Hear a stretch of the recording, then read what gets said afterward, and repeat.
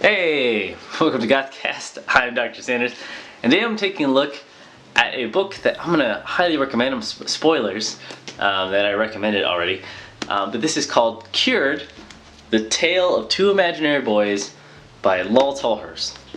It even says memoir, the co-founder of The Cure. And if you're wondering where I got this baseball jersey Cure shirt, I actually got it when I went to go see them at the Hollywood Bowl last year. On my birthday actually, which was cool.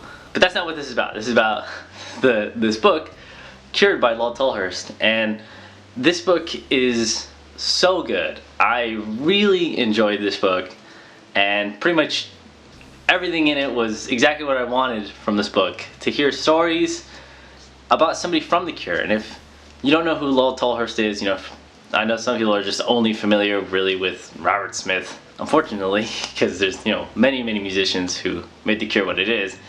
Lol Tolhurst was the original drummer for The Cure. He drummed for their first 4 albums, so it's up to Pornography, and then he worked with Robert on a ton of stuff, doing keyboards and just a whole bunch of different things in The Cure. And then he was with the band until Disintegration, which is when he left the band. You can read the book and find out what happened there. And then he reunited with them for the Reflections tour, where they played the first 3 albums.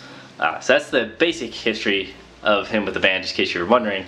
But this book goes into everything I wanted to know. It goes into the personal details of recording the first albums, writing their first songs, where they grew up. And one of the interesting things that I wasn't expecting to go so in depth with is actually his childhood with Robert Smith, because he met Robert Smith when he was so young, and talks about both of them growing as musicians. And he really needs to give himself some more credit for being the musician that he is, because inside this book he's like, I could barely drum and then I could barely play keyboards. Like, but you wrote some of the best songs ever. But I really like the very honest feeling this book gives off, and watching interviews with him about the book, for his press tour and everything, you really get the feeling that he just kind of put it out there as best he can. He just kind of is really telling the story, and it feels very authentic. I know that some books, people read them and they get the feeling like, oh, maybe the good parts have been edited out, or certain things have been edited out. This book does not feel that way. He goes into embarrassing things. He goes into actually the court case that him and Robert Smith were in. He basically sued him in the 90s, and it goes into that. I did not think it would. Obviously there's usually like non-disclosure agreements, or settling out of court, things like that. But he went into the whole thing about how he was completely blind and didn't realize how he was hurting people so much. It's just really interesting.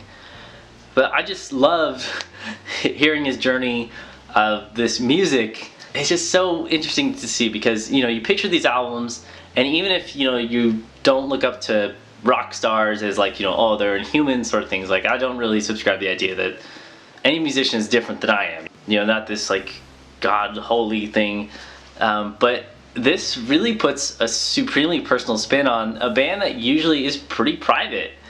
And it's the first member of the band to have written a book that goes into this much detail. In fact, Robert Smith is obviously very private with his things, and Simon Gallup, that'd be a really cool book to read if Simon Gallup wrote one.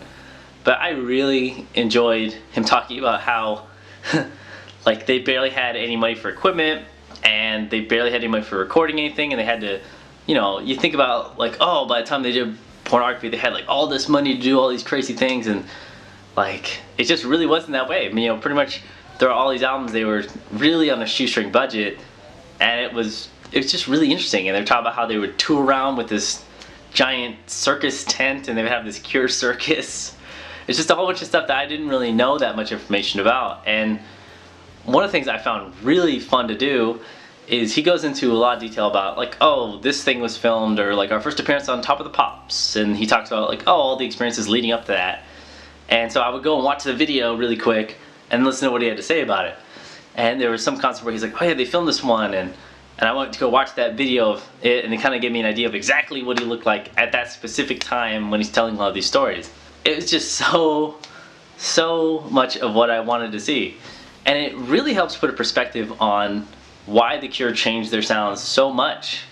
He talks about how the first albums, Three Imaginary Boys to Pornography, were the way they were, why the 17 Seconds to Pornography especially have that certain sound, and then why all of a sudden there's this shift to pop songs, Love Cats, and it's just really, really interesting seeing that kind of explain more, and it gave me way better perspective on that part of their career. I will say that parts of this are very sad, unfortunately.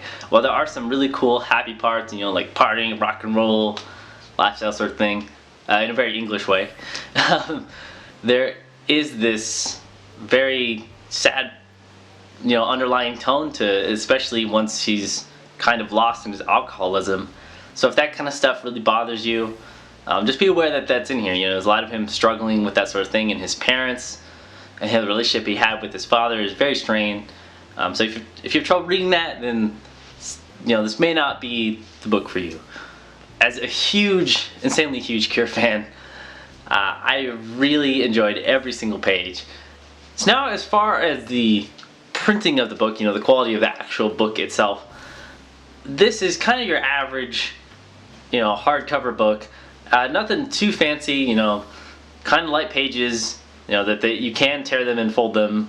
It's just sort of the average sort of thing. But I do really like the cover. I really, really enjoy the purple, which is my favorite color by far, and the white sort of look to it. It just kind of invokes that 80s Cure image, and I really like it. I'm not the biggest fan of the way the pictures are done in here. They are black and white, unfortunately. And with a lot of these rock books and these biographies, there's usually a very small section of it that has pictures, and this is no different, but they're all black and white, and I'm not sure if that's just reserved, they're only in black and white for the American one, because in some of the videos I've seen Lol Tolhurst, when he's promoting it, the book is actually different, I guess, in the UK, and it has a red and white cover, and the picture is slightly different. And as far as I can tell, the pictures in that one are in color. I've seen it. Here's the video proof right there. You can see it. They're in color. Mine are in black and white though. That's not the biggest issue. I've seen a lot of pictures of The Cure, and I'm going to see a lot of pictures of The Cure anyway in my lifetime. But it would have been nice to have them in nice, vibrant color, especially because The Cure is a very visual band, and I know Lol Tolhurst is very much an artist himself. So that just would have been nice. But I think that the quality of the book and how much I enjoyed it very much outweighs some black and white pictures that I wish were in color. I just really, really enjoyed this book. I'm probably going to read it a whole bunch of times because it just gave me a new perspective on albums that I already love. And it was a very heartbreaking story in some ways, and it was also a very good tale of friendship, and that's what probably the whole book revolves around. His friendship with this small group of people, and that's very heartwarming. If I had a heart, it wasn't just the black hole right there. It'd be so warmed by this. But I highly, highly recommend this book if you're a Cure fan, and even if you're not, it's just a good story, and it might even get you into The Cure if you like to read a lot. It's just great to put on the music and zone out and read it. It's great. Of course, I hope you've enjoyed this video, and you can like, comment, and subscribe, and make sure to stay spooky. Just please, people, stay spooky out there.